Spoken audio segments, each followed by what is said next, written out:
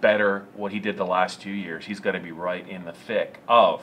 When we get to our second down, the Heisman Trophy race. Yes. Is he a deserving candidate, and is he on pace to be Penn State's best quarterback? I'm talking about as a college player. Yeah, I mean, I think to start it off with the Heisman Trophy part of it, at 10-1, probably a little low for my liking. Yeah. I think I'd need, with everything they lose going into the season, I mean, you look at Will Greer at West Virginia, you look at Khalil Mack at Arizona, or Khalil Tate, rather, at Arizona.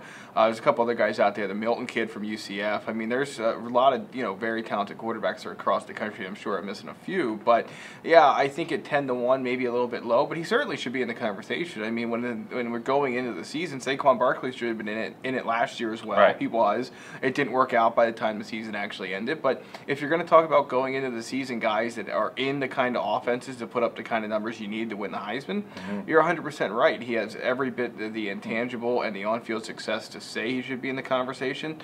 Of course, they have to replace a lot, but you're right. You just nailed it a minute ago. If they beat all these teams that come in and they go to on their schedule the top of the top, yeah, he's going to be in that conversation, no question about it. And Penn State's had some pretty good quarterbacks that have kind of been factors a little bit in the Heisman. Kerry Collins, who was the first-round pick of the Carolina Panthers, I think was in the Heisman conversation. Michael Robinson, who didn't really come out of nowhere, but he had that great year in 2005, and a lot of people kind of looked at him as Trace isn't really the same as Michael. Michael was essentially a running back playing quarterback.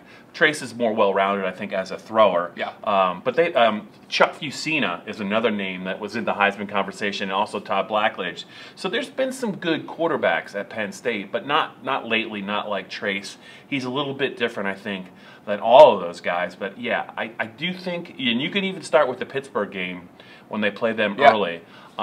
If he comes out of September and they're undefeated, I think, and he has some good numbers, he's absolutely going to be on a very short list.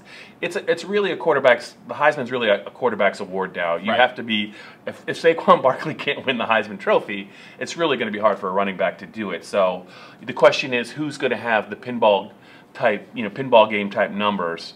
Mayfield's numbers were incredible. I don't know that Trace will put up numbers that really approach what Baker did at Oklahoma, but meaningful games, veteran quarterback. I think he's got the nation's attention, and I think he just has to kind of improve a little bit. He's going to be right there. Yeah, the one thing I would say is the Big 12 will never be the Big 10 from a defensive perspective. Correct. So that's what Trace has to go up against. But keeping that in mind, again, Penn State's schedule sets up that if they win, they'll obviously put themselves in. If they beat, Ohio State, Michigan, Wisconsin, you're talking about a college football playoff team, assuming there's no stumble that it's not anticipated along the way, and you put college football playoff in 4 top 25, 3 top 10 wins, however it'll end up shaking out on your resume, yeah, you're probably going to be in New York for the Heisman Trophy.